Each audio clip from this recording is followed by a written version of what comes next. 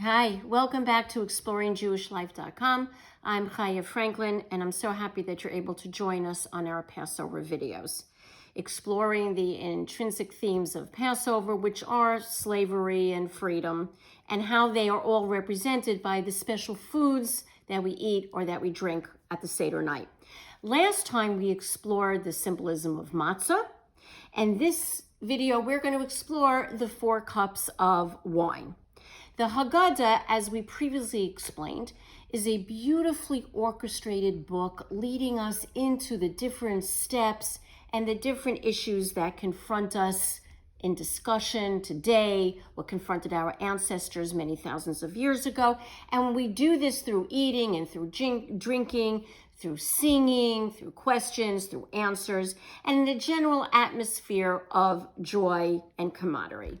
Now, alcohol, perhaps more than any other entity, really does embody this dual theme of slavery and freedom and the paradox it represents between joy and depression.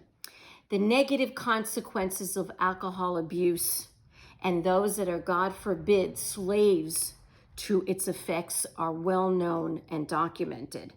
That which has the power to lead us into the depths of despair and addiction, paradoxically has the same power to lead us and to elevate us to great joy and happiness.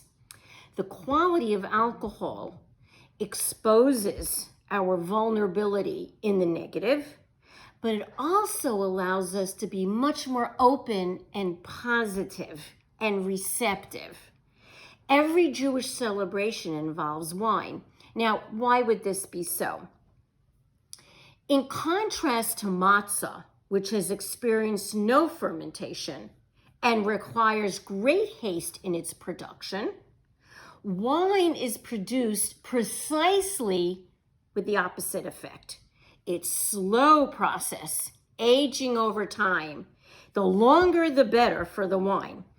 Interestingly enough, wine underwent this change from itself alone, the grapes releasing sugar, which ferments into alcohol.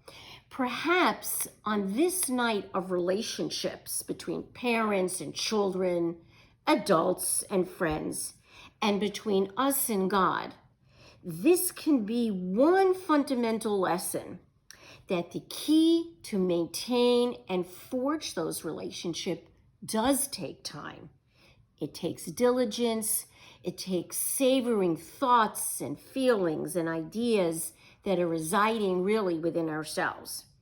Matzah represents quick and rapid change that is often necessary to get to one point to another, perhaps a quick break with the past to move to a better place. But wine is not that way. And that's why we start the Seder off with wine. Not only must we begin this Seder project with joy and gladness of heart, but we have to know that any good and worthy project takes time and investments of our emotions and of our intellect. Now, we drink 4 cups. Why is this so? So most of the commentaries explain, in addition to other concepts, these 4 cups represent our 4 mothers, which is Sarah, Rebecca, Rachel, and Leah. Now, I think it's important to mention something here. The Seder emphasizes and reinforces the concept of the Jewish people as a family. We always have to keep this in mind, that we are a family, and the family is always our first setting for emotional growth and development. Perhaps, the first step towards our personal redemption is to recognize the voice of our mothers, the voice of our most primal past. These voices are present throughout the Seder, from the beginning to the end, whether they're physically present in our life or maybe they're just memories. The first step out of our Egypt, our place of constraint, is to hear the voices of our mothers, our source, and realize that it's only due to them that we are here at all and they are even Jewish. Like wine reveals the innermost secrets, the relationship to our mother conjures up many deep emotions of connectivity, of promise, sometimes rejection, and oftentimes pain. A final word on the mysterious cup of Elijah that we pour but we don't drink at the end of the Seder recalls this concept that family disharmony and infighting is perhaps the most insidious of slaveries. And that's why the fifth cup is not ingested, because we may enjoy physical freedom, but until our hearts are reconciled with our family, we can never be truly free.